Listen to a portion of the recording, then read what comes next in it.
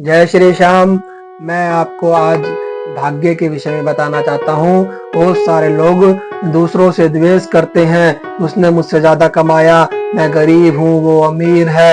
ये सब द्वेष करने से कोई फायदा नहीं होने वाला है, क्योंकि आपके द्वारा प्राप्त किया गया कमाया गया धन चोरी हो सकता है, लेकिन आपका भाग्य कभी चोरी नहीं हो सकता है। इसलिए आपको परमात्मा का ध्यान करना चाहिए, परमात्मा पे भरोसा रखना चाहिए और मन से परमात्मा का ही स्मरण करना चाहिए, क्योंकि एकमात्र परमात्मा का स्मरण करने से ही और आपके द्वारा दिया गया दान, आपके द्वारा की गई किसी की मदद, वही आपके भाग्य को बढ़ा सकती है। वही आपके भाग्य यानी कि अपने भाग्य में कमाया गया बैलेंस माना जाता है। उसके अलावा सब कुछ व्यर्थ है। मैं आपको एक छोटी सी कहानी बताता हूँ।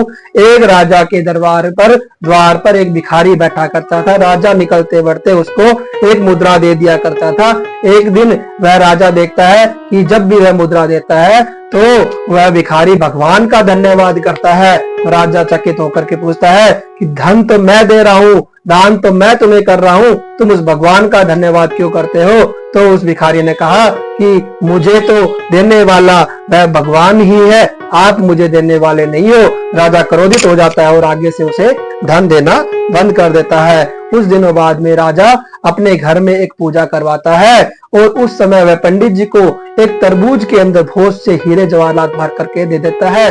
और पंडित जी पूजा के पश्चात वो तरबूज लेकर के मन में प्रताड़ित होते हैं, परेशान होते हैं और कहते हैं मैंने इतनी अच्छी पूजा करवाई और राजा ने मुझे ये तरबूज दिया है। और वह पंडित जी क्या करते हैं, राजा के दरबार से बाहर निकल के उस भिखारी को वह तरबूज दे देते हैं।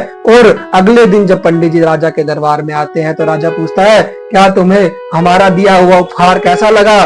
तो पंडित जी कहते हैं हाँ जी बहुत अच्छा था। और बाद में जब राजा के बार बार पूछने पर पंडित जी कहते हैं कि मुझे लगा ये तरबूज मेरे कोई काम का नहीं है तो मैंने उस भिखारी को दे दिया।